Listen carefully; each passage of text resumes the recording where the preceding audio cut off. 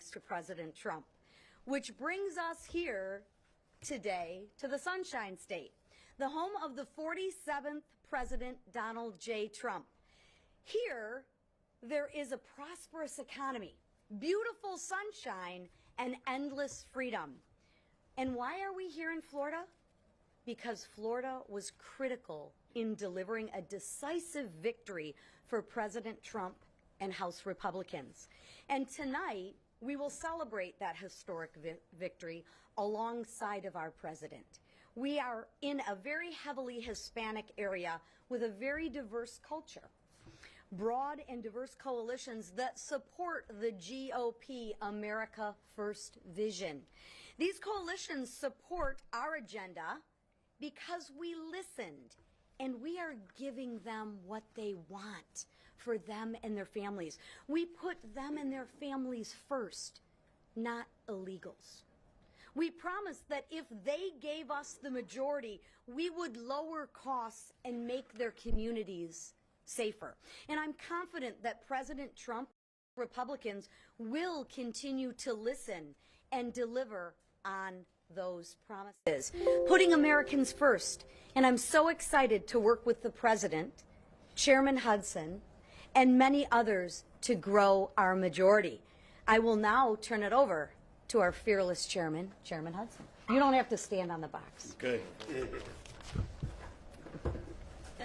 Thank you so much. I want to thank Chairwoman McClain for hosting this event. Thank you to Speaker Johnson. It is great to be here with all of you. It is, the weather here is wonderful. Over the next few days, we'll be indoors. We'll be laying out our vision and our plans for 2026. And I can tell you the NRCC, House Republicans, we're going to be on offense. We're already off to a strong start, delivering for the American people, passing important bills like the legislation to support women's sports and the Lake and Riley Act. We will hold Democrats accountable for their out-of-touch votes. This last election, more Americans voted for a Republican for the House of Representatives. In fact, we won the largest share of the popular vote that we've won since 1928, so over 100 years. Republicans won the popular vote at every level, and President Donald Trump won all the swing states. Yet, thanks to Democrat gerrymandering in states like Illinois and New Mexico and a mid-cycle redraw in New York, we still hold a slim majority. Despite the media narrative and a historic election cycle, House Republicans retained our majority. We flipped 5 seats with strong candidates who were a great fit for their districts, as well as the 3 seats we netted in North Carolina, I might mention. Gabe Evans in Colorado, he's Hispanic, former police officer, former Army helicopter pilot, ran on a law and order platform in a district that is racked with fentanyl deaths and crime. Tom Barrett, also an Army helicopter pilot and a successful state legislator, won the seat in Michigan. And then our 2 candidates in Pennsylvania. But we're ready to do it again. And it's a simple strategy. We're going to go on offense. There are 13 Democrats who won seats that Donald Trump carried. There are only 3 Republicans holding seats that Kamala Harris carried. And so the battlefield is laid out for us to our advantage. So we're going to deliver for the American people. We're going to, and then we're going to hold the Democrats accountable if they don't vote for the agenda that the American people want to see passed. And I'm looking forward to growing this majority in 2026. At this point, I'll recognize our host, Mr. Mario Diaz-Balart. Thank you, Chairman. Thank you, Madam Chairman, Mr. Speaker. First and foremost, I know you guys are really, really upset that we're here and not in D.C., right? This community, as you've heard, Doral, is a very diverse community. It's a community that understands socialism, the evils of socialism. It's a community that understands that this is the greatest country in the history of humanity, but we got to keep it that way. And what we've seen in Florida is a transformation of Hispanics, non-Hispanics, everybody in this state realizing what now I think most of America has realized, that the politics of the left have been destructive, that the politics of the Democrats do not work, that they bring disaster, they bring poverty, they bring insecurity, and they don't bring prosperity. And so Florida, I think, and South Florida is a great example of that. And let me just, take you back a few years. I don't want to age myself. But 1994, Florida was known as, #1 in violent crime in the country. Yes, Florida. The state legislature raised taxes every single year. And it was rated as not a great place to own a business or to start a new business. And what happened? That for the first time in 122 consecutive years of Democratic control in the state legislature, just the Florida Senate flipped, and Florida's never looked back again. Florida, the people of Florida saved themselves, and now we are known as the free state of Florida, the prosperous, secure, wonderful place to do business, to raise a family, a place where the world wants to come to not only vacation but to live, and the world and the country wants to emulate. And that is because of Republican leadership. And the Hispanic community in this state has been learning that time and time again. Ronald Reagan used to say that Hispanics are Republicans, they just don't know it. Well, guess what? In Florida, they know it.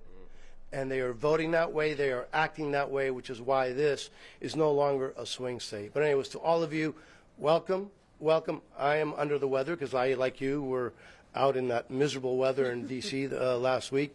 It's great to be home. I welcome each and every one of you, and Mr. Speaker, to you and the leadership team and to my colleagues. I hope you know what a profound honor it is to have, obviously, the President of the United States here, but this is, in essence, his second hometown.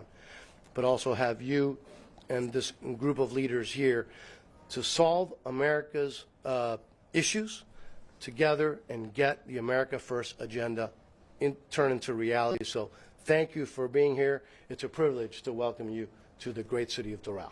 Thank you, my friend. Well, thank you, Mario. Thanks for hosting us, and thanks to all of you. Oh, that's fine. I put it right here. We're so grateful to be here. It's good to be out of D.C. and to be in the free state of Florida, as was noted. I'm a little under the weather as well. I think we all are. It was a long inaugural week, and then right after that, feel my pain, we had Louisiana's annual Washington Mardi Gras celebration right on the heels. So 4 more days of that. My poor wife was drugged to, I think, 9 balls in a week, and we're still recovering. But we're glad to be here and really, really grateful that the new golden age of America has begun. It is an exciting time in the country. You've all felt it. Those of you who came from Washington, you know that something has changed. The atmosphere has changed in Washington, and we're feeling that around the country. I came down to Florida a day early and was meeting with friends of the party and donors and folks in South Florida, and they feel it here, as Mario said, just as we do all around the country. Something has changed because there's a new sheriff in town. And we're excited because we have unified government. We have President Trump back in the White House. The meetings began, the work began the day after inauguration. I was summoned there early in the morning on Tuesday and met Vice President J.D. Vance there and Leader John Thune in the Senate, my counterpart, and we went to work immediately, went to the Oval Office and sat with the President for hours, brought in our leadership teams who worked so hard to achieve this moment that we have now, unifying government to fix the country. And all that work has begun in earnest. We did leave it all on the field. This leadership team and all the House Republicans worked so hard to ensure that we kept our majority in the House. We believed that we would get the majority in the Senate, and we did. And we believed we would return President Trump back to the White House, and it happened. But we did, we all traveled endlessly, worked endlessly. I personally did over 350 campaign events in 250 cities in 40 states and logged enough miles to circle the globe 5.5 times. I keep saying that because I can't believe it myself, but that's what was necessary. And we got the job done. And so now we have to deliver on this agenda. Everything has changed. You've seen that the president has accomplished more in his first week in office than Joe Biden did for the American people in 4 years. And everyone's talking about it. The Democratic Party is in disarray. They have no obvious leader. They have no obvious vision or agenda. Their platform has to be rewritten whole cloth, and they don't exactly know how they're going to wander in this wilderness for the next couple of years.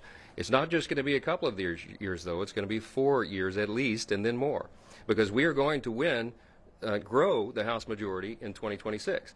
Historically, when the president takes the Oval Office, then his party then loses, on average, a number of seats in the House in that first midterm.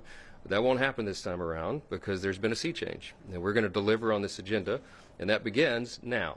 And so we're here for 3 days here at Doral International, President Trump's beautiful club here.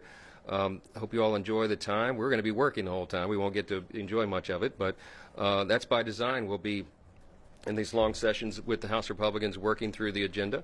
You all heard me talk about the proverbial playbook that we developed over the last year leading up to this moment that we knew would happen, and now we're working out the final sequence of the plays. And so some big decisions will be made here in the next few days, and we'll align with the Senate and our colleagues there, and we will move forward on that agenda. The reconciliation process, the appropriations that we have to wrap up, and the other issues that are upon us. So all the Republicans are rolling their sleeves up. There is a lot of work being done. There has been a lot of work done behind the scenes up to lead us to this point, and we are really excited to deliver for the American people, and we will.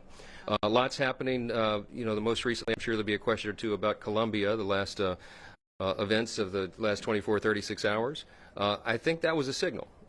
When the president engaged with the president of Colombia about the situation there, Colombia did an about-face, and they decided they would indeed cooperate and take back their citizens who came here illegally. Violent criminals from other nations will be the first to be deported, and countries must participate. And as soon as Colombia pushed back against the White House, I went immediately to social media. I was here in Florida meeting with donors and party officials, and stepped out of that meeting and said, the Congress will back up the White House, and we will move as necessary on any country. This was a message to Colombia and anyone else. You have to participate. You have to take back the illegals who came here that come from your country. And if not, then we will act and we will engage with sanctions or any other measures that are appropriate to back up the president's agenda. That's what the American people demand and deserve. We are going to secure that border. We have. We are going to make America safe and secure again, and the Congress will have no daylight between us and the White House on that issue. So every nation around the world needs to hear us loud and clearly. This is not a game. We're going to take care of the American people, and that America First agenda begins there. So we'll take a few questions and whatever you got. Manu, front row, sorry, go ahead. One of the big things you're going to deal with is aid for California. The president said on Friday that he would insist on voter ID as a condition for aid to California. Is that going to be a red line for you? Would you insist on voter ID in exchange for aid to California? Yeah, we've got to work out the details of that. I have not spoken to the president about that issue since he said that. He'll be here tonight, of course, for dinner with us, and that's one of the topics of discussion. Listen, there are a lot of issues going on in California, and we have been lamenting the lack of voter security there for some time, election security. We were deeply concerned about it in this last election cycle, and we saw 3 of our seats frankly slip away from us in the weeks that it took to continue counting ballots in California when seemingly every other state and nation in America can get it done. It's inexcusable. Gavin Newsom provides, I think, such a lack of leadership there in so many ways, and it was highlighted by the disaster with the fires. It's so heartbreaking that California citizens are suffering because of the lack of state and local leadership on those issues. They did not manage the forest well. They did not manage the water well. And everyone knew for decades that the eventuality that we've seen over the last couple of weeks here since the fire disasters began was foreseeable. They assumed the risk because of their crazy far-left policies. So we've talked about conditioning the aid that will go there to policy changes. I think that is a common sense notion that is supported by the vast majority of the American people who do not want to subsidize crazy California leftist policies that are dangerous for people. And now what the terms are and the details of that we will be working out. But entwined in all of that is the concern about election security in California. And voter ID is a matter that, again, comports with common sense that most American people see the value in. And it'll be something we'll be trying to advance. Over here, yes. Two questions. Do you see President Trump negotiating with Maduro, or Maduro will not have the opportunity to negotiate, or rather accept the terms in regard of the migrants? And the second question is, whether this conversation with Bukele means that the president of El Salvador is going to receive members of Tren de Aragua TVA expelled from the United States in his prisons? Yeah, look, I'm not sure. I'm not going to get ahead of the president with regard to negotiations with Venezuela or El Salvador or any other country, I will just say that we will be dealing with this in the same manner that we did with Colombia, and that is every nation around the world that, Venezuela is a good example. I mean, President Trump noted that they opened their prisons and sent very dangerous persons to the U.S. That is not acceptable. We should never have allowed it here. The Biden administration and Mayorkas opened the border wide and subjected the American people to all of these terrible it's a humanitarian catastrophe and a violent problem, a violent crisis for the American people, and it must be addressed. And so President Trump will, you've seen, he will have a heavy hand, and we will support him on that regardless of who stands up against it. Yeah, go ahead. Yeah. Yes, Mr. Speaker, it's been a busy week, as we said before, with President Trump.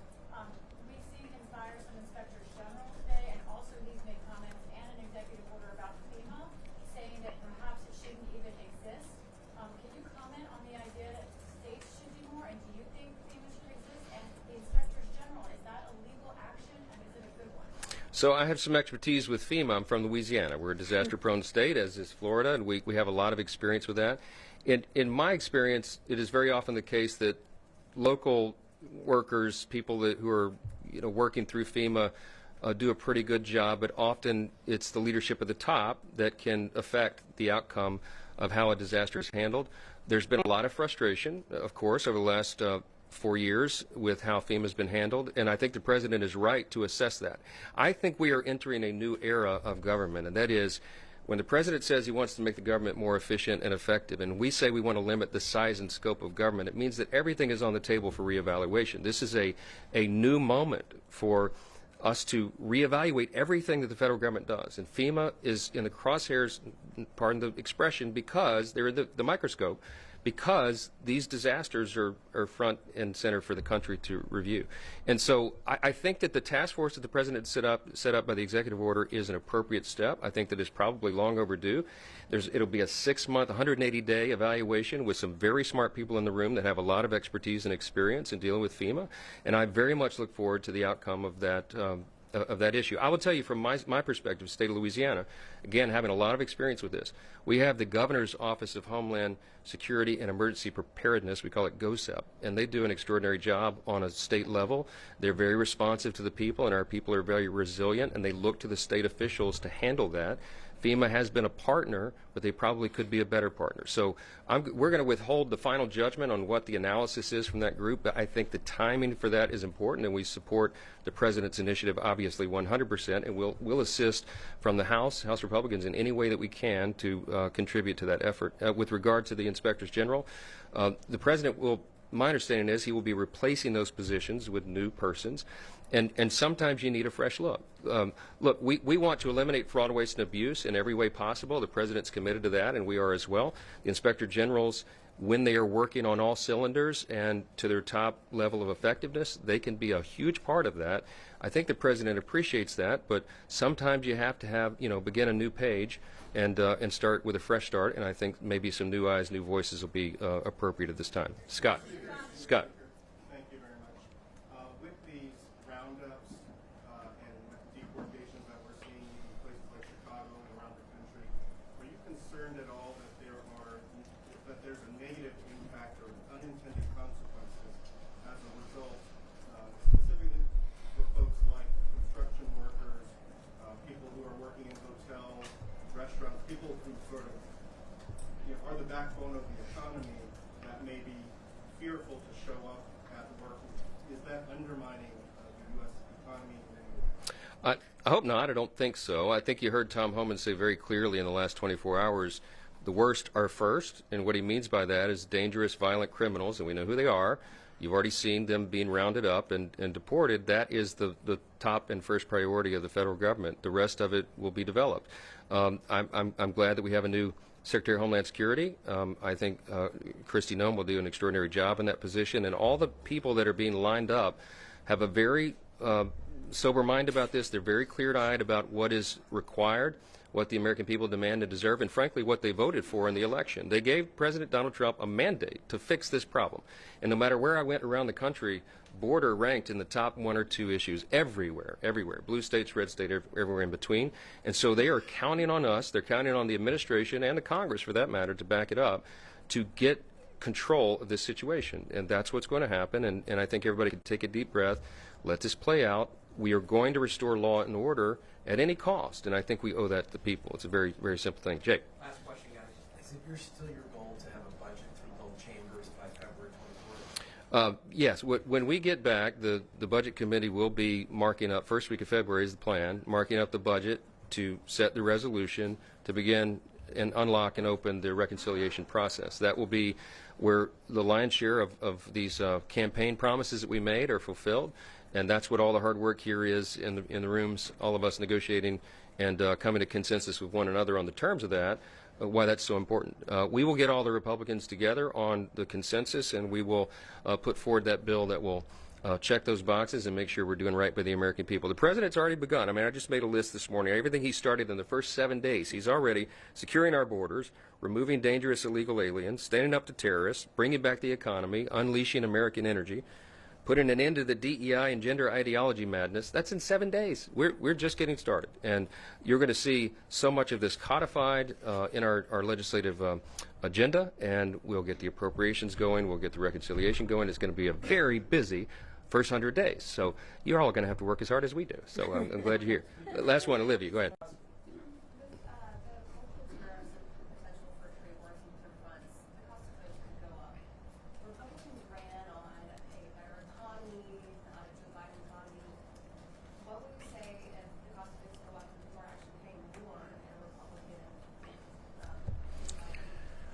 I'm not going to predict the outcome of, first of all, which tariffs will be enacted and how it will affect prices. We'll have to see. I think you're seeing a measured approach by the president. Tariffs clearly is going to be a part of the policy agenda from the White House. All of that, he's said to us, will be in the executive branch and not the legislative branch, so they'll have unilateral authority over it. But I think he's going to be wise in how he does that. I don't think you'll see across-the-board tariffs in whole countries or whole industries. I don't believe that's what will happen. I think he's going to deal with the unfairness that we see out on the world stage. China, for example, is a terrible trading partner. They abuse the system. They steal our intellectual property. They're now trying to get a leg up on us on AI, as you've seen the last day or so. It's a serious threat to us and to our economy and our security in every way. And so the president takes that seriously. And I think that he will deal with that in an appropriate manner. Look, we're free trade advocates. But as the president often reminds all of us, it has to be free and fair trade, and we simply don't have that with some of the people, allies and adversaries around the world. So President Trump will be the great equalizer on that, and we look forward to it. Thank you all for being here. We'll be talking with you next couple of days. Sorry, can you give us an opinion lastly on Gustavo Petro and what's going to happen with the flights, if they abide or not, if the Colombian government abides or not? You want to address that? Okay.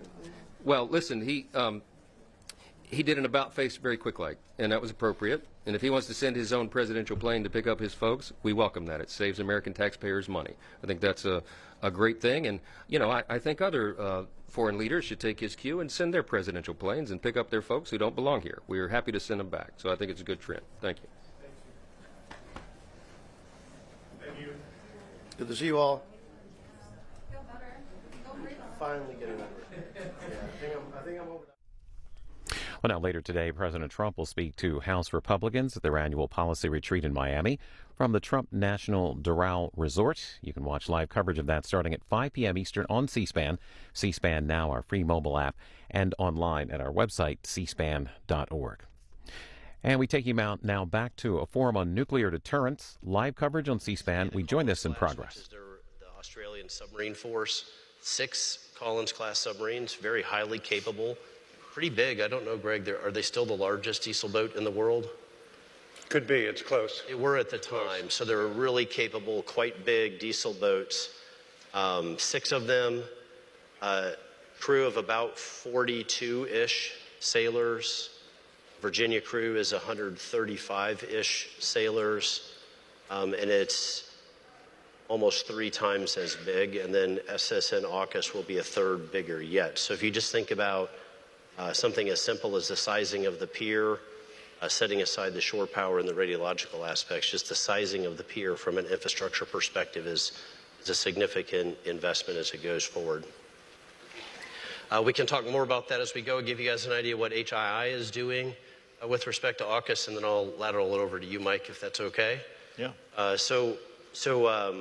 We obviously have a significant play in Pillar 1 as one of the two companies that builds Virginia-class submarines. So we're very engaged in that.